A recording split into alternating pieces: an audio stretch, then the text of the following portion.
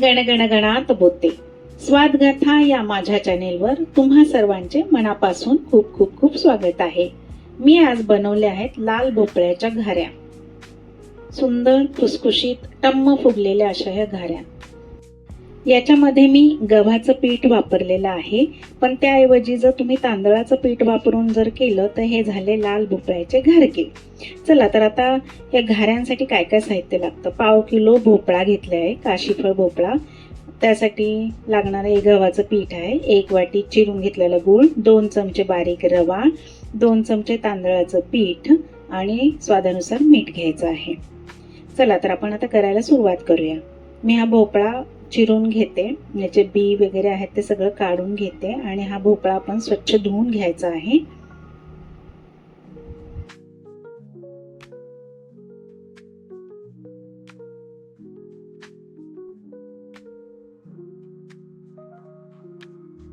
आता ह्याचे बारीक बारीक तुकडे काढलेत, सालं काढून घेतलेत आणि हे मी कुकरला थोडंसं पाणी टाकून 4 शिट्ट्या करून घेते.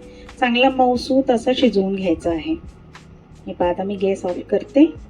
4 शिट्ट्या झालेल्या आहेत. छान शिजलाय, मऊसूत शिजलेला आहे. आता मी पातेल्यात काढून घेते आणि गरम गरमच याला मॅश करून घेत आहे. त्या गरम गरम भोपळ्यामध्येच आपण चिरलेला गूळ सुद्धा घालायचा आहे, म्हणजे मग तो गरम ह्याच्यामुळे विरघळेल. मऊसूत शिजलाय चांगला. आता चिरलेला गूळ घालूया आपण आणि चांगला ढवळून घेऊया, याला पाणी सुटेल. आणि आता हा भोपळा आणि हा चिरलेला गूळ असं सगळं एकजीव होण्यासाठी थोडा वेळ आपल्याला गॅसवर ठेवायचा आहे. म्हणजे कसं एकदम सगळंच एकजीव होईल, चवी दोन्हीच्या एकमेकात मिसळून जातील. स्वादगाथा या माझ्या चॅनेलला जर सबस्क्राईब केलं नसेल तर लवकर लवकर सबस्क्राईब करा, लाईक करा, शेअर करा आणि बेल आयकॉनवर क्लिक करा, म्हणजे इथून पुढच्या सर्व रेसिपींचे नोटिफिकेशन्स तुम्हाला मिळत राहतील. हे पहा, आता छान असं झालंय. आता हे काय करायचंय, आपल्याला थंड करून घ्यायचं आहे. अगदी कोमट सुद्धा नाही चालणार, पूर्णपणे थंड करून घ्यायचं आहे. पूर्ण थंड झालाय, मी फॅन खाली ठेवून थंड करून घेतला. आता त्यात 2 चमचे रवा टाकलाय, 2 चमचे तांदूळ पिठी टाकली आहे, चिमूटभर मीठ टाकून घ्यायचं आहे आणि वेलची पावडर पण टाकायची आहे.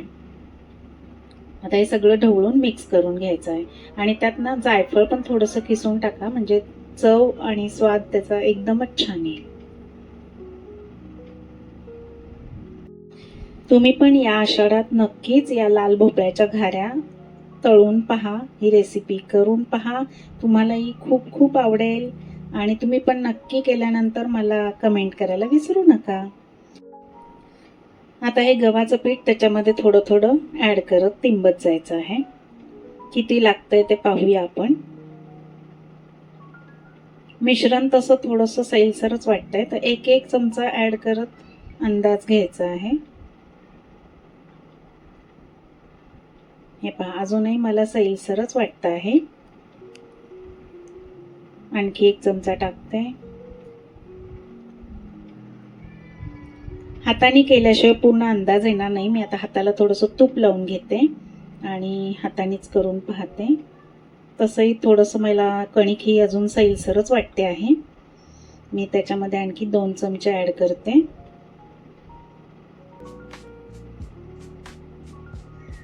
तर साधारण मला 1.25 वाटी पीठ लागलेलं आहे.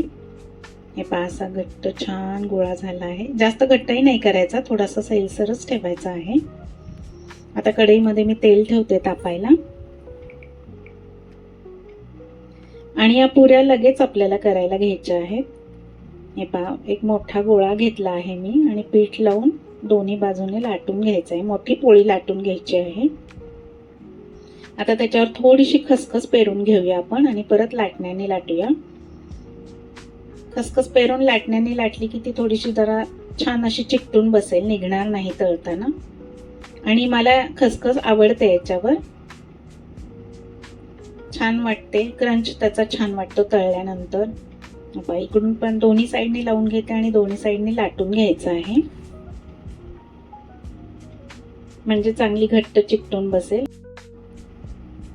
हे पहा, लाटून झाली आहे. एवढ्या जाडीची पोळी हवी.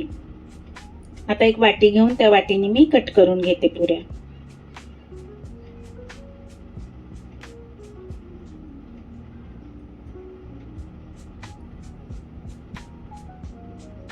दुसरी पण पोळी लाटून घेते. त्या पोळीच्या 4 पुऱ्या झाल्या आहेत. आता ही दुसरी पण पोळी मोठी गोळा घेतला आणि तो लाटून घेते आहे आणि दोन्ही बाजूनी खसखस पण लावून घेते आहे.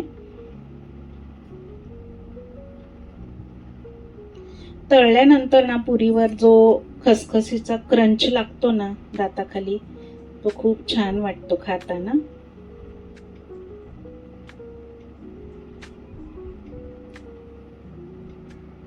हे पहा, आता हे पण कट करून घेतले आहे.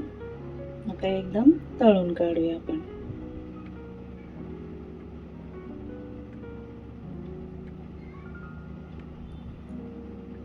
तेल तापलंय का कसं चेक करायचं आहे पहा. आता ही गोळी वर आली आहे, तापलेलं आहे बऱ्यापैकी. पहिल्यांदा एक पुरी आपण तळून पाहूया. हे पहा, छान टम्म फुगली आहे. अशी छान लालसर रंगावर तळून घ्यायची आहे. खमंग खुसखुशीत अशा या पुऱ्या होतात. आता एकदम 3 टाकूया आपण. ही पहिली बॅच होत आहे. बघा, सगळ्या पुऱ्या फुगलेल्या आहेत, मस्त फुगतायत. तांदळाच्या पुऱ्या फुगत नाहीत, गहूचं पीठ वापरलं आपण तर त्या पुऱ्या फुगतात. हे पहा, आता दुसरा लॉट टाकते आहे.